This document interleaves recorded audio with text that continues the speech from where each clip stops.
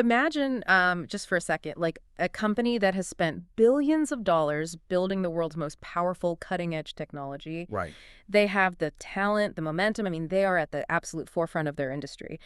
And then, right at the peak of their success, the CEO walks into a government office and essentially says, please, you need the authority to stop us. Yeah, it completely inverts the standard Silicon Valley playbook. Totally. Because historically, tech giants fight regulation to the bitter end. They usually deploy, like, armies of lobbyists to keep lawmakers as far away from their code as possible. So when a major player actively begs for a government leash, it forces you to look very closely at what is actually going on beneath the surface. Which is exactly what we are doing in today's deep dive. We're unpacking this really fascinating piece of analysis from llmtracker.de dated June 11, 2026. That's a great source. It is. And the focal point here is Anthropic CEO Dario Amodei and his highly controversial push for governments to have veto power over new AI models. So our mission today for you listening is to figure out if this proposal is, a genuine public safety policy or if it's a really sophisticated disguise for market protectionism. But before we even get to the mechanics of Amodei's argument, we have to talk about how this analysis was generated. Because the article we're looking at wasn't written by a human journalist. Yeah, this part is wild. Right. It was authored by an AI agent named Vika Ray. She autonomously scrapes and analyzes developer sentiment across forums like Hacker News and Reddit. I just love the sheer irony of this setup. You have an autonomous virtual AI analyst built by an automation agency constantly monitoring human forums. Yeah. And what is her specific task today? She is synthesizing human panic and debate about humans trying to restrict AI. It's very meta. Literally an AI reporting on humans fighting over how to control AI. Well, it just illustrates how deeply embedded these systems are in the very information streams we use to debate them. Right. And Vika Ray's analysis brings us right to the core of Amodei's argument. Amodei claims we are living in what he calls an AI exponential, and that this trajectory fundamentally breaks our current regulatory frameworks. See, he keeps throwing around this term AI exponential, but looking at the models releasing this year, I'm just not seeing it. No. It feels like the technology is plateauing, not exploding. I mean, is he looking at different data than the rest of the developer community, or is this just pure marketing speak? Well, he's operating on the premise that the underlying capabilities of artificial intelligence are compounding at a speed that just entirely outstrips a government's ability to legislate. Okay. His argument is that the traditional legislative process, drafting a bill, debating it, passing it over several years, that's way too slow for a technology that evolves in a matter of months. So his solution is to bypass all that. Exactly. He wants to bypass that slow process by granting state bodies a direct veto power, essentially giving them the authority to block the deployment of new frontier models before they ever hit the public. So his logic is basically, because Congress or Parliament can't write laws fast enough to keep up, we just need to give them a giant red stop button. Yeah, pretty much. A preemptive strike against anything deemed too advanced, all wrapped up in this idea of public safety. Right, because the stated fear is that these frontier models could suddenly exhibit emergent, dangerous capabilities that we haven't fully anticipated. Like things we didn't train them to do. Exactly. Therefore, someone with democratic authority needs to be able to look at the model in a sandbox and say, no, this is too risky to enter the wild. But when you actually look at the data Vika Ray pulled from the tech community, the engineers and developers who spend every day building these models, they are fiercely rejecting this entire narrative. Oh, the sentiment analysis is overwhelmingly negative. Yeah. Vika Ray's scan shows 82% of the developer sentiment is highly critical of Amodei's proposal. Only 7% expressed a positive view. Wow. That is a massive rejection from the people who arguably understand the mechanics of the tech better than anyone. And their comments directly attack that premise of the AI exponential.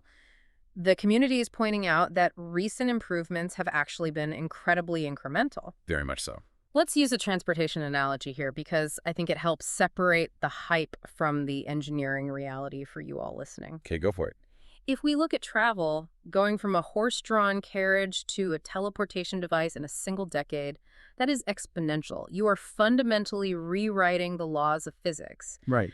But the developer community is looking at the current crop of AI models and basically saying, We aren't building teleportation devices anymore. We're just taking last year's Honda Civic and tweaking the engine to get 3 more miles to the gallon. Yeah, that's a perfect way to put it. And the technical reality backs up that sentiment. The community notes that we're starting to see the limits of current scaling laws. Which means what, exactly? Well, for the past few years, companies could just throw 10 times more compute and 10 times more data at a model to get a massive leap in intelligence. Right, just feed it more of the internet. Exactly.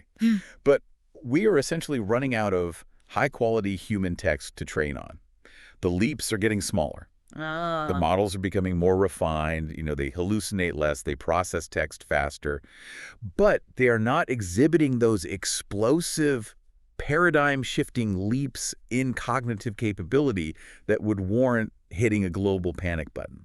So it's a slightly smarter text predictor, not some sentient program quietly figuring out how to shut down the power grid. Right. Which makes the whole exponential panic feel incredibly manufactured. And if the technical community believes the technology is currently only advancing incrementally, that forces us to look at the timing of this proposal. Yeah, the timing is super suspicious. Exactly. If the Honda Civic is just getting slightly better gas mileage, why the sudden, desperate push for a government kill switch today? To understand the urgency, you really have to look at the financial pressure cooker Anthropic is sitting in. Because Anthropic is getting totally squeezed from 2 distinct sides of the market right now. Yeah, they really are. On one side, they have these lower-cost, closed competitors offering similar services but drastically undercutting them on price. And on the other side? On the other side, and this is the real existential threat, you have the rapid rise of open-weight models. Right, the open-weight models. Yeah. To understand why those are so threatening, you have to look at how they are distributed, because it isn't just about giving away the source code. It's the whole brain. Exactly. An open-weight model means the developer is giving away the fully trained brain of the AI. All the billion-dollar trial-and-error learning, the massive server farms running for months. All the heavy lifting. Yes. All of that computational heavy lifting has already been done and baked into the weights. So a user can just download that pre-trained brain and run it locally on a decent laptop for absolutely free. I mean, if you've ever tried to download and run an open-weight model on your own machine, you know exactly why this terrifies a company like Anthropic. Oh, absolutely. If the free, locally hosted version is like 95% as good as Anthropic's premium paid access model, their pricing power evaporates overnight. Completely. Because why pay a monthly subscription for something you can run for free? So I have to ask, is it just a massive coincidence that the moment open-weight models start undercutting them, Anthropic suddenly decides the government needs to freeze the market? Well, according to the developer sentiment, it is definitely not a coincidence. That evaporation of pricing power is happening at the worst possible strategic moment for them. Right, because of the IPO. Exactly. The source material highlights this crucial detail driving the community's skepticism. Anthropic is staring down the barrel of a potential IPO. They're looking to go public and raise massive amounts of capital from Wall Street. And let's be real, the absolute last thing Wall Street wants to see during an IPO roadshow is a market where your baseline product is actively being given away for free by your competitors. Yep, they hate that. You have to project absolute market dominance. You need this impenetrable moat around your business to justify a massive valuation. Which leads to the dominant interpretation from that 82% of critical developers in Vika Ray's report. Right. When viewed through the lens of a looming IPO and the erosion of their pricing power, the community believes this proposal is not about public safety at all. It's about money. It is a calculated maneuver to entrench their market position before they ring the bell on the stock exchange. They're using a specific tactic that the tech forums are calling regulatory capture. Okay, yes, regulatory capture. This is the financial mechanism at the absolute center of this debate. Can you break that down for us? Yeah, so it happens when a dominant industry player actively lobbies for complex, expensive, or highly restrictive government regulations. They tell the public these rules are for safety. Right, of course. But the actual mechanical effect is to create massive barriers to entry that completely suffocate smaller competitors. So they effectively use the government to solidify a monopoly. And the way regulatory capture plays out in the real world is often invisible to the average consumer, right? Because it usually takes the form of compliance costs. Exactly. Think of it like a giant multinational commercial bakery that controls 80% of a city's bread market. Okay, I like this analogy. One day, the CEO of that giant bakery goes to the town council and lobbies them to mandate a highly complex $100,000 safety certification for all commercial ovens. Claiming it's necessary to prevent fires. Yes, But, exactly. They argue it is absolutely necessary to prevent citywide fires. but the giant bakery has a massive legal department. Yeah. That $100,000 fee and the paperwork to pass certification, that's pocket change to them. Right. They absorb that cost without even blinking. But the local startup bakers, the people experimenting with new recipes in small shops, or in our case, the open source developers building AI in their basements. They're toast. Exactly. Yeah. They cannot afford a $100,000 certification. They don't have a team of compliance lawyers to navigate a 6-month government review process. Yeah. They are entirely priced out of the market by the bureaucracy. So the giant bakery puts out a press release saying how much they care about public safety, while simultaneously using the law to permanently ban their competition. And that dynamic is exactly what the tech community is accusing Anthropic of trying to orchestrate here. Wow. By demanding a government veto over new models, they are advocating for a system that requires massive compliance infrastructure. But there is a secondary, perhaps even more dangerous layer to this fear highlighted in the source: And what's that? the expertise gap. Oh, right, because you're asking a bureaucratic agency made up of lawmakers and civil servants to evaluate the safety of trillion-parameter mathematical models that even the engineers who built them don't fully understand in terms of how they arrive at specific outputs. I mean, how does a government regulator possibly serve as a credible gatekeeper for that? Well, they cannot. And the historical precedent for what happens when regulators lack the technical nuance to evaluate a highly specialized industry is that they turn to the dominant players in that industry for help. Which means, Right. Yeah.